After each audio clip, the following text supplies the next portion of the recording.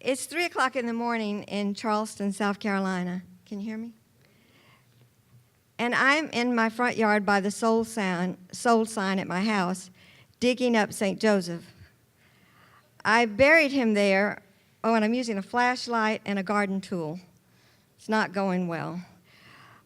I buried him there with the prayer that a nice Jewish couple with 2 children would buy my house because they could walk to the synagogue very easily. In 8 days, a nice Jewish couple made an offer on my house that matched the figures in my head. Did I say they had 2 children? Yes. And they could walk to the synagogue. And so the house was sold. And now I had to get out of town and meet the movers in Orlando, South Carolina. Oops, Freud. But I had to get out of South Carolina and get to Orlando.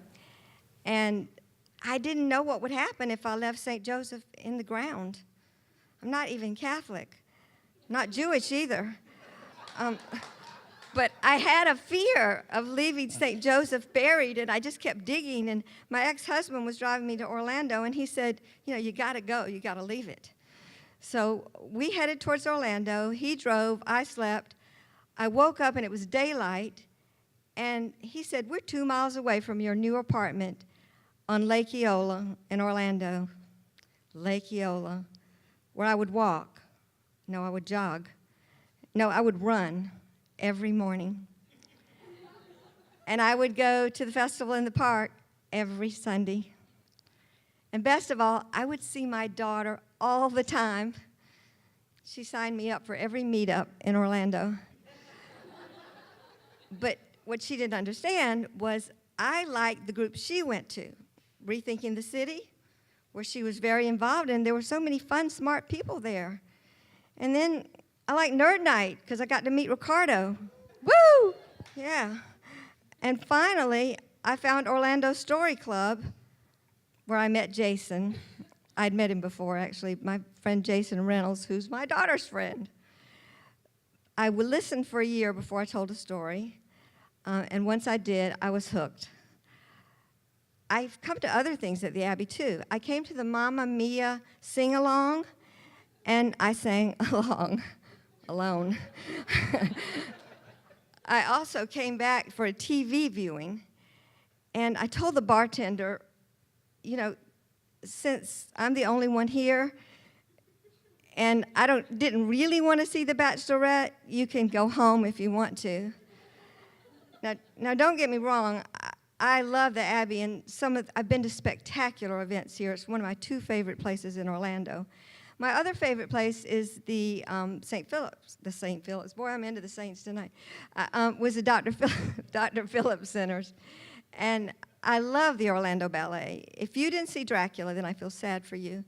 I hope you saw Swan Lake and that you see Romeo and Juliet. I was out of ballet, but the Orlando Ballet brought me back to it. Also in the Phillips Center, Frankie Valli of Frankie Valli and the Four Seasons reached down and held my hand after the show. I'll never forget that. In the balcony of the Phillips Center, I watched a frail Brian Wilson walk across the stage with help and get a standing ovation before he even spoke or played a note. There were standing ovations all night, something I didn't really plan to go to that much, and it was one of the best things I've ever seen. I loved it. I saw Bob Dylan sing Sinatra twice, and I would do it again. I also, away from these bigger venues, I was in a bar across the street from where I live, and I was having a nice conversation with a guy, and right in the middle of the conversation, he said, "Are you a redneck?" I lived in New York City for 6 years. Nobody ever said anything about my accent. I even trained my accent away to play an English queen and a British hooker, actually a Cockney hooker. But I let it come back because I loved it. And back in Charleston, we have a place that we call Cheers. Of course, I like to think I'm Diane. And when I walk in there, everybody says hello to me, and it's just really warm. And my friend Calvin Taylor, who used to play with the Drifters, announces from the mic, the school teacher is in the house. And then he plays Lonely Teardrops by Jackie Wilson's because he knows I'll dance, and I do, just as expected. Now, here in Orlando, I have found the Story Club, which I love, but I haven't found my cheers yet. And I hope that sometime soon I will, so I can say with heart that this is my Orlando. Right now, I can say I'm a stranger in paradise.